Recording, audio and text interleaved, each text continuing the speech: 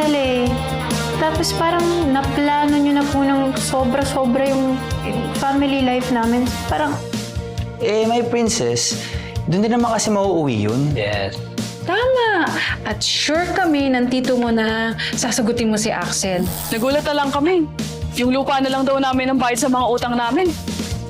Yung lagi palang dumadalaw sa amin doon, yung nagpapaluwal, si Resty. Konektado sa realty. From the start pa lang po pala, nakaplanta na sila ng tao sa inyo. Ako nga po pala si Tonyo. Oy, Tonyo. Kap, di nyo ba naisip na ibenta yung apartment nyo? Benta? Representatives kami ng SV Realty. At pumunta kami rito para makausap si Cap about Sa future ng 5. Ano po ang may paglilingkod ko sa inyo? Well,